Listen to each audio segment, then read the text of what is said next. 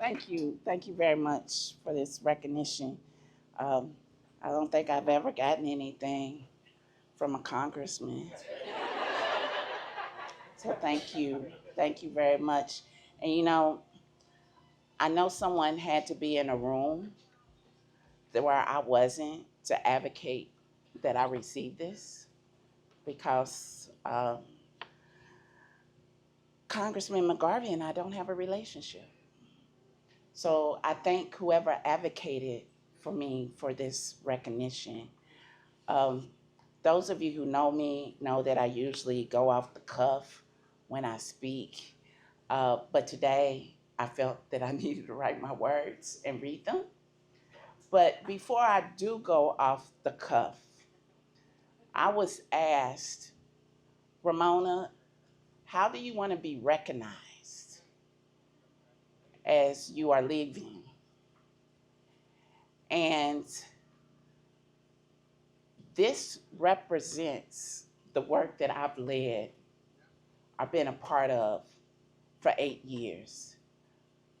My mission has always been to elevate the voices of the people who are closest to the solutions to the most challenging problems in our city.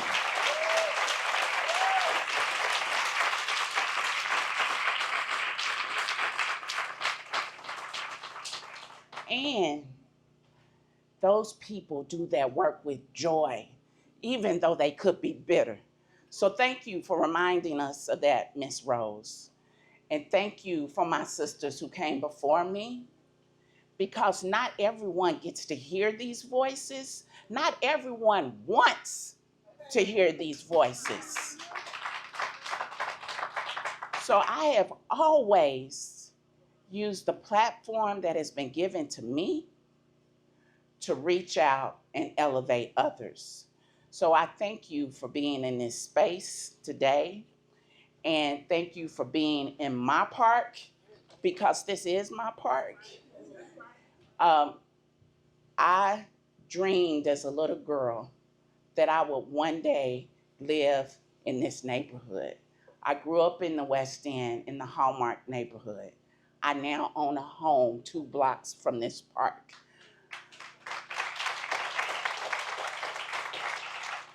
During COVID, I walked this park in my neighborhood looking for that home. And as Ron said, I'm also an artist. The last museum exhibit I had spoke to the power of land to anchor our cultures, our spirit, and our souls. And the reason I did that is because when I went to Seneca Park during COVID, I got scared. There were so many people walking around Seneca Park. I was like, I am going to catch something. But people were roaming around freely. I came to Chickasaw Park and there was a police officer sitting at the entrance with a gun on his hip. And I was like, am I supposed to go into my park? And then I went down to Shawnee Park and there was more policemen down there keeping me from going into my park. So I used art to speak to that. Again, using my platform and what's available to me to raise the voices of those who aren't heard. So that's me off the cuff. All right, this is what I'm supposed to say. This is what I wrote. So please bear with me. Today is about progress and joy. Thank you for being here with me, right here in my neighborhood park. This place holds so much meaning for me. It's where I first learned to swing high into the sky on my own, where I ran free, laughed loud, and felt joy without boundaries. It's also where my daddy taught me how to ride a bike without training wheels, right here on this parking lot. I was so excited to ride solo that I crashed right into a tree that used to stand probably about right here where we're standing. And my daddy didn't panic. He just said, get up, brush yourself off, check to make sure everything's working, and get back on that bike. That simple lesson has stuck with me ever since. When life throws you off balance, you reset and you keep going. And that's what today is really about. We're here to celebrate the work of the Community Leadership Department at the Community Foundation of Louisville, or as the Community Foundation of Louisville enters a new chapter, one that is made possible by the actions we initiated. Over the past 8 years, I had the privilege of working with an incredible team to center community voices and direct philanthropic capital toward people-powered solutions. I want to take a moment to recognize every person who's been a part of this team during my tenure, past and present. If that's you, please stand. You know who you are. They are Amber Burns-Jones, Chelsea Van Hook, Justin Hogan, Donna Brown, Dion Griffiths, Gad Niragira, Clara Sloan, Angelica Sanchez Vega, Mary Grissom, Trisha Finnegan, Liz Algier, Naomi Davis, Simone Sibley, Deja Jackson, Emery Wilson, Ebony O'Ray, Ann McCune, and Meredith Jacorbit.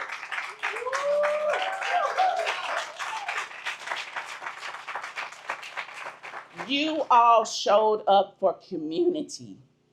You brought your brilliance, creativity, and courage to some of Louisville's most complex issues, and I thank you.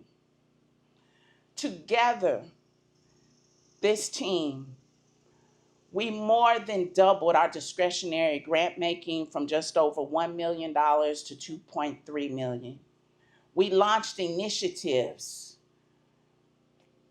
Some of them are back there, like the Culture of Health Prize, the Health Equity Fund, the Hunger Innovation Fellowship, the Hadley Creatives, the Reparative Economics Project, the Racial Justice Cohort, and the Community Safety and Healing Fund. We brought in national partners and kept the momentum going with key programs like the Vote Awards, Fisher Prize for Working Artists, and the Foundation's scholarships. We built relationships in community. When Smoketown residents wanted to reclaim 2 acres of vacant land, we listened. The result? Our first $1.2 million land grant supporting the Smoketown Community Land Trust.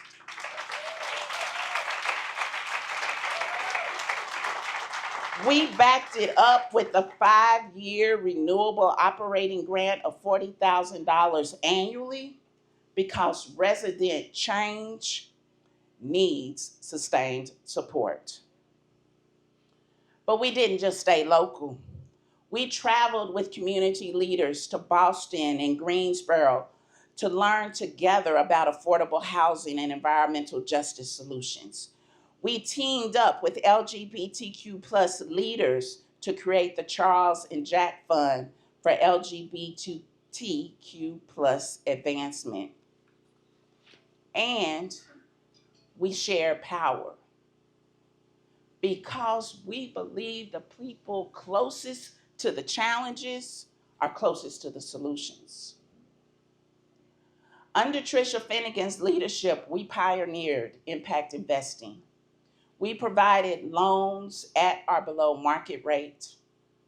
Mary Grissom evolved that work into Invest Louisville. As Chelsea shared with you earlier, it is a pooled fund allowing fund holders to invest up to 100% of their endowment in local projects with social and financial return.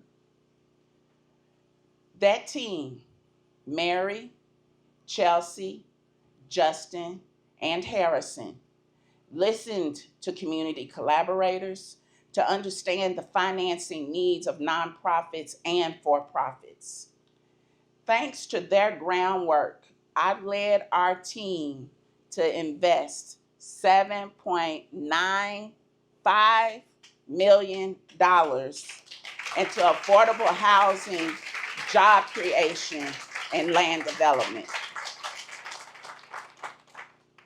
We also helped the marketing team, led by Valerie Sickles, our VP of Marketing and Communications, to grow Give for Good Louisville into the region's biggest giving day, raising nearly $10 million last year in just 24 hours. Donna Brown, our senior associate, made sure that she worked with marketing and communications so that day could run smoothly. And she led the launch of our Sparking Change mini grants, $1,000 monthly awards to grassroots organizations with budgets under $250,000. That simple, accessible grant introduced us to nonprofits doing heavy lifting with very little. We embedded ourselves in community, listening, learning, and helping resources flow where they were most needed. That's what this team has always done. So I ask that we give them and every other doer, dreamer, and everyday navigator a big round of applause.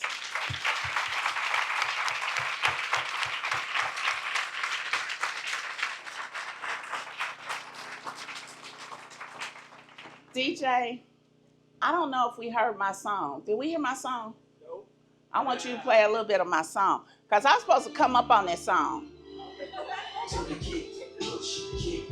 Hey! Coast and the way we flow. Just lovers in the twine and a place to go. And so we kick, push, kick, push, kick, push, kick, push, coast.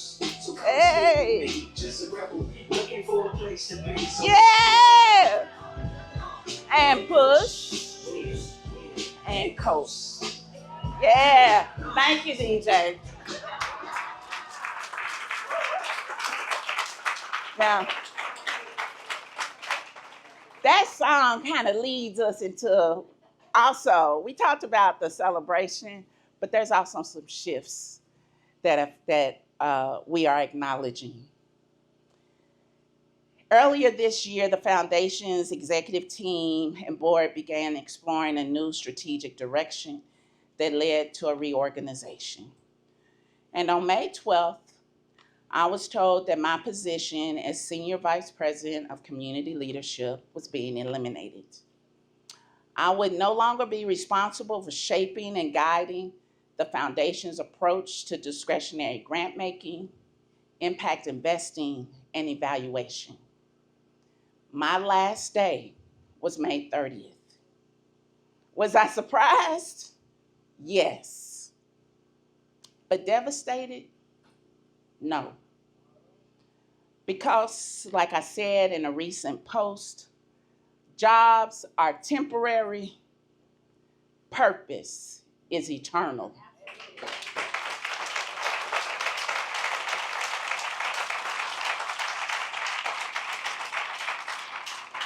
A job is about a role. Purpose is about who you are. And mine is clear. I help people navigate systems that too often suppress their potential. That's what I've always done, and I'll keep doing it.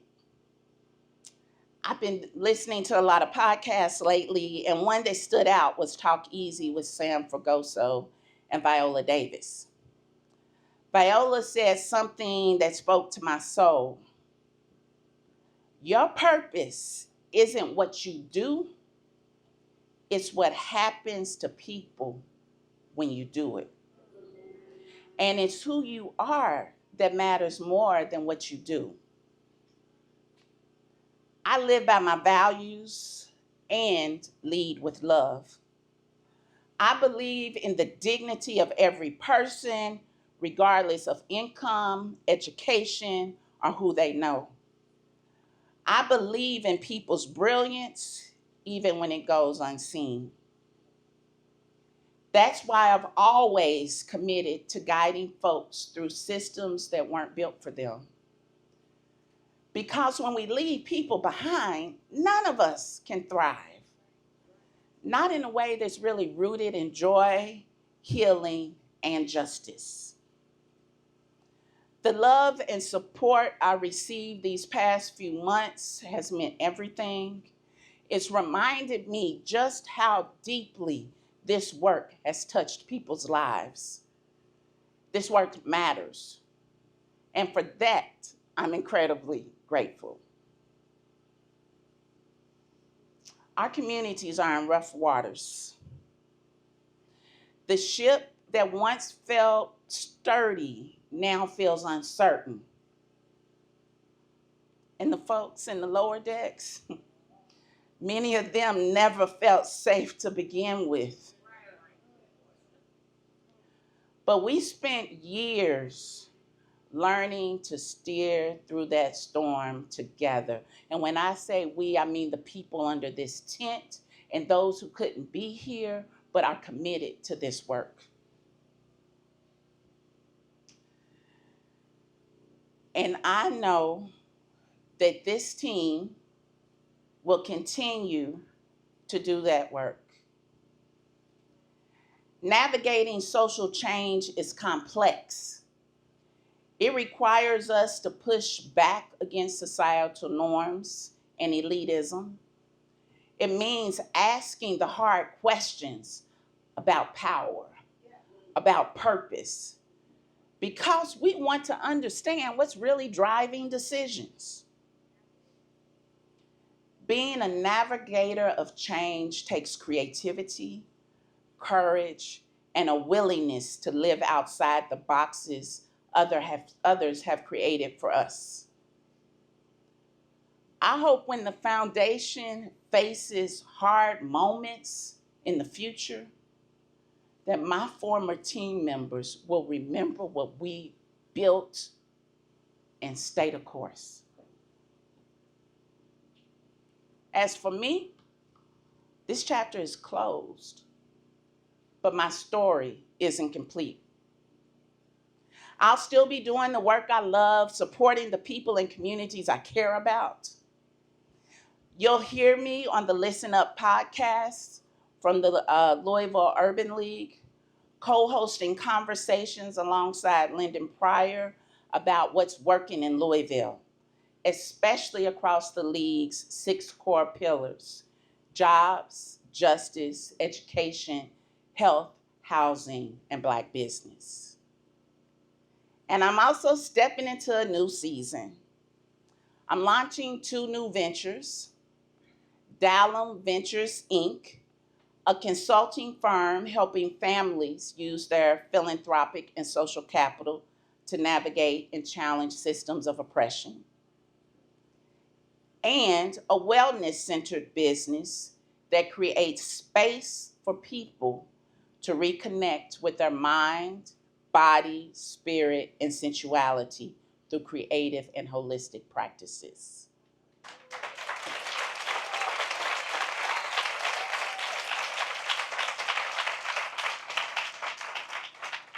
That song I had DJ play is called Kick Push by Lupe Fiasco.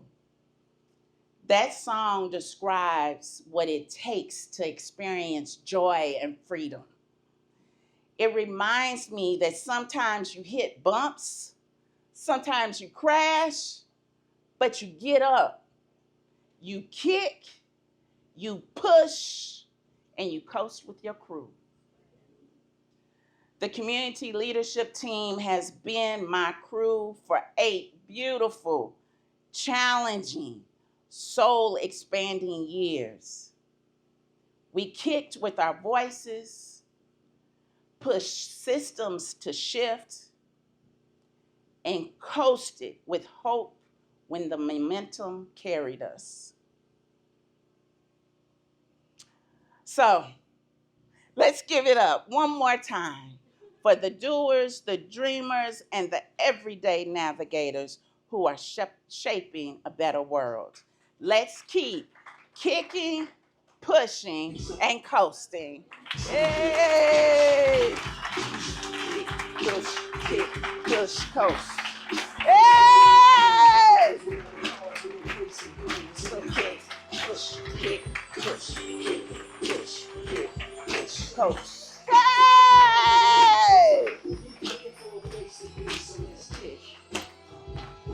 And push and coast. Yay! Thank you.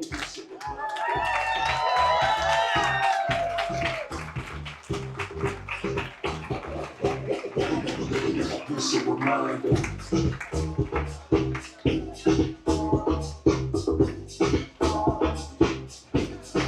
It's a reminder. Today. So once again, I want to thank everyone for coming out as we celebrate this wonderful woman standing here. I am forever inspired by Ramona, and I said I wasn't going to get emotional.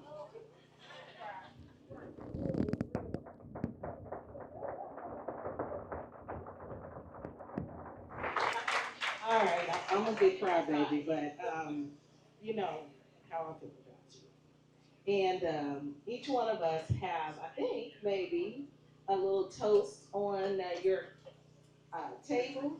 So let's. Where mine?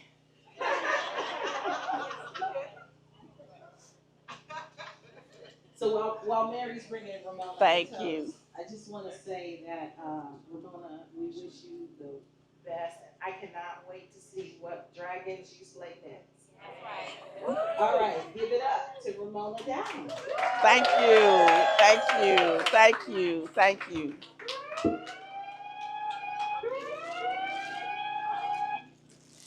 This the non-alcoholic kind. Yeah. Thank you. But Brown Foreman gave me a bag.